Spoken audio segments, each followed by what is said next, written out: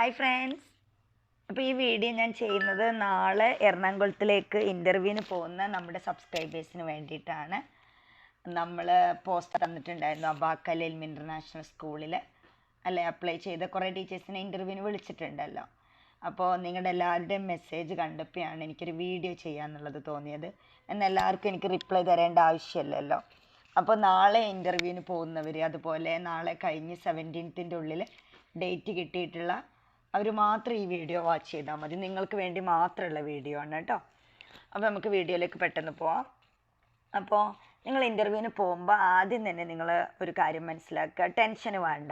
കാരണം നിങ്ങളുടെ എല്ലാവരുടെയും മെസ്സേജ് വായിക്കുമ്പോൾ ഭയങ്കര ടെൻസ്ഡാണ്. നിങ്ങൾ അപ്ലൈ ചെയ്ത് നിങ്ങളുടെ CV അവർ നോക്കിയതിൻ്റെ ശേഷം ഷോർട്ട് ലിസ്റ്റ് ചെയ്തിട്ടാണല്ലോ നിങ്ങൾ ഇൻഫോം ചെയ്തിട്ടുള്ളത്, ഇൻ്റർവ്യൂ ലെറ്റർ വന്നിട്ടുള്ളത്. അപ്പോൾ അതിൽ ഓൾറെഡി നിങ്ങൾ ക്വാളിഫൈഡ് ആയതുകൊണ്ടല്ലേ ഇനി അവിടെ ചെന്നിട്ട് ഈ ക്വാളിഫിക്കേഷനൊക്കെ നിങ്ങൾക്കുണ്ടെന്നുള്ളത് അവരെ കാണിക്കുക, അവർ ചോദിക്കുന്ന കാര്യത്തിനുള്ള ആൻസർ കൊടുക്കുക. ഇത്രേ കാര്യമേ ഉള്ളൂ. അപ്പോൾ അതിൽ നിന്ന് ബെസ്റ്റ് കാൻഡിഡേറ്റിനെ നോക്കിയിട്ട് അവർ സെലക്ട് ചെയ്യും. അപ്പോൾ ഇനി അതിൽ കിട്ടിയില്ലെങ്കിലും നിങ്ങൾ വിഷമിക്കേണ്ട. അപ്പോൾ നമുക്ക് നല്ലൊരു ഇൻ്റർവ്യൂ എക്സ്പീരിയൻസ് ആയിരിക്കും.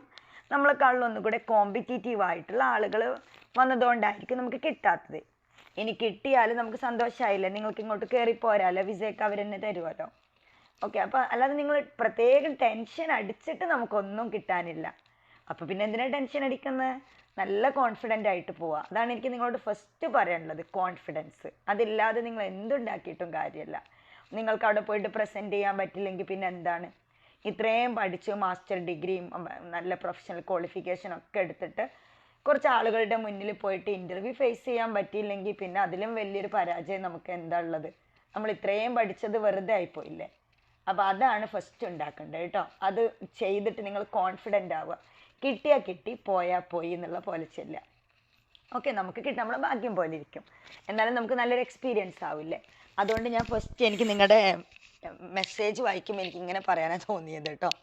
അപ്പോൾ ആദ്യം തന്നെ നിങ്ങൾ പോകുമ്പോൾ ഫസ്റ്റ് നിങ്ങളുടെ ഒരു CV കോപ്പി, പിന്നെ എന്ത് ചെയ്യാന്ന് വെച്ചാൽ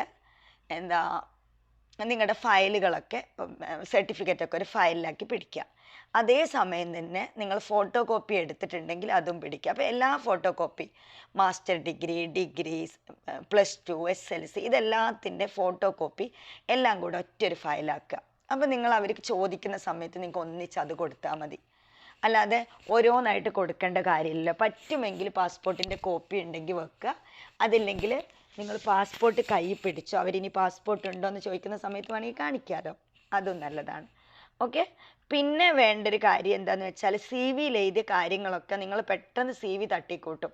അതിനെ ബേസ് ചെയ്തിട്ട് എന്തെങ്കിലും ചോദിച്ചാൽ അവിടെ നമ്മൾ ബബ്ബബ്ബ അടിക്കാന്ന് പറയില്ലേ, ഒന്നും പറയാൻ പറ്റാണ്ട്. അതുകൊണ്ട് കാര്യമില്ല, നമുക്ക് കൃത്യമായിട്ട് അതിന് മറുപടി പറയാൻ പറ്റണം. ചിലപ്പോൾ നിങ്ങൾ അതിലൊരു എക്സ്പീരിയൻസ് ഒക്കെ വെച്ചിട്ടുണ്ടെങ്കിൽ ഏത് സ്കൂളിലാണ് നിങ്ങൾ വർക്ക് ചെയ്തത്, അവിടെ എന്തായിരുന്നു പഠിപ്പിക്കുന്നതെന്ന് വെച്ചാൽ അതൊന്ന് ക്ലിയർലി നിങ്ങൾക്ക് പറഞ്ഞു കൊടുക്കാൻ പറ്റണം. അല്ലാതെ തട്ടിക്കൂട്ടിയ CV ആണെങ്കിൽ അപ്പം തന്നെ നിങ്ങൾ ഇൻ്റർവ്യൂവിൽ അവരെടുക്കൂല. ഒരു കാര്യം. പിന്നെ പോകുന്ന സമയത്ത് നിങ്ങൾ വെൽ ഡ്രസ്ഡ് എന്ന് പറയുമ്പോൾ അതുപോലെ നല്ല പ്രസൻറ്റബിൾ ആയിട്ട്. ചിലരുണ്ട് മേക്കപ്പ് ഒക്കെ ചെയ്യുന്ന സമയത്ത് വല്ല ബ്രൈഡൽ മേക്കപ്പ് പോലെ ഫുൾ ഇതിൽ പോണ്. അതിൻ്റെ ഒന്നും ഒരു കാര്യമില്ല. സിമ്പിളായിട്ട് മേക്കപ്പ് ഇടുന്നുണ്ടെങ്കിൽ സിമ്പിളായിട്ട് ചെയ്യാം. അതുപോലെ നല്ല ഷൂ, വാച്ച് ഇങ്ങനെയൊക്കെ ഇതാക്കിയിട്ട് ഒരുപാട് ഗോൾഡൊന്നും വെയർ ചെയ്ത് പോവാതിരിക്കുക. ഞാൻ ഫീമെയിൽ ടീച്ചേഴ്സിനോടാണ് പറയുന്നത്. മെയിൽ ടീച്ചേഴ്സ് ആണെങ്കിലും നല്ലൊരു പ്രൊഫഷണൽ ലുക്കിൽ കേട്ടോ, നന്നായിട്ട്. കാരണം ഒരൊറ്റ ഇതിൽ തന്നെ നമ്മൾ പ്രസൻറ്റബിൾ ആവുമ്പോൾ തന്നെ അവർക്ക് അവരുടെ ഒരു സ്റ്റാഫായിട്ട് നമ്മൾ എടുക്കാൻ തോന്നണം. അങ്ങനെ പോവാം. ഇനി അവിടെ ചെന്നിട്ട് ഇൻ്റർവ്യൂ ബോർഡിൽ ചെന്നതിൻ്റെ ശേഷം നമുക്കറിയാം, എത്ര നമ്മൾ എക്സ്പീരിയൻസ്ഡ് ആണെങ്കിലും നമ്മൾക്കൊന്നൊരു ചെറിയൊരു വിറക്കലുണ്ടാവും അല്ലേ? അയ്യോ എന്താ ചോദിക്കുക, എന്താ പറയുക എന്നുള്ളത്. അങ്ങനെയൊന്നും വേണ്ട. നിങ്ങൾ ഇൻട്രൊഡ്യൂസ് യുവർ സെൽഫ് എന്ന് അധികം പേരും ചോദിക്കും ഒരു ഇൻ്റർവ്യൂവിൽ. അപ്പോൾ നിങ്ങൾ മൈ നെയിം ഈസ് അല്ലെങ്കിൽ ഐ ആം എന്ന് പറഞ്ഞിട്ട് നിങ്ങളുടെ നെയിം പറയാം, നിങ്ങളുടെ ക്വാളിഫിക്കേഷൻ, ഇതൊക്കെയാണ് എൻ്റെ ക്വാളിഫിക്കേഷന്, എക്സ്പീരിയൻസ്, നിങ്ങളിപ്പോൾ എവിടെയെങ്കിലും വർക്ക് ചെയ്തിട്ടുണ്ടെങ്കിൽ അത് പറയാം, അറ്റ് പ്രസൻറ്റ് നിങ്ങൾ എന്താണ് ചെയ്യുന്നതും കൂടെ ആഡ് ചെയ്യാം. ഓക്കെ. പിന്നെ വേണമെന്നുണ്ടെങ്കിൽ നിങ്ങൾ കേരളത്തിൽ എവിടെയാണെന്നുള്ളതും കൂടെ ആഡ് ചെയ്യാം. കുറച്ച് മതി, ഇങ്ങനെ ഒരു 4-5 സെൻറ്റൻസ് മതി. അത് നമ്മൾ പറയില്ല, നിർത്തി പറയാം. അല്ലാതെ വല്ല പഠിച്ച പോലെ നമ്മൾ ഫ്ലുവൻസി ഇല്ലാത്തതുകൊണ്ട് ചിലപ്പോൾ കാണാതെ പഠിച്ചതായിരിക്കും.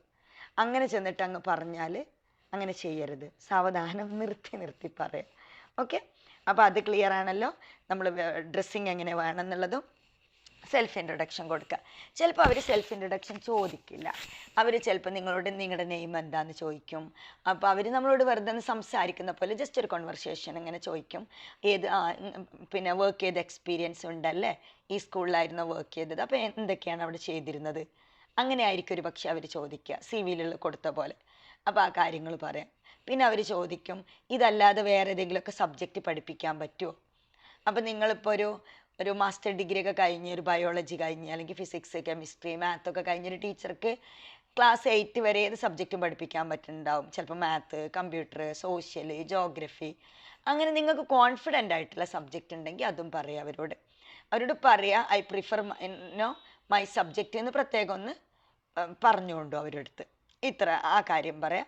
പിന്നെ ഇങ്ങനെയുള്ള ജനറൽ കാര്യങ്ങൾ. പിന്നെ അവർ ചോദിക്കുന്നൊരു ക്വസ്റ്റ്യൻ ആയിരിക്കും, നിങ്ങൾ വീക്ക് സ്റ്റുഡൻറ്റിനെ എങ്ങനെയാണ് ക്ലാസ് മാനേജ് ചെയ്യുക, അങ്ങനത്തെയൊക്കെ ചിലർ.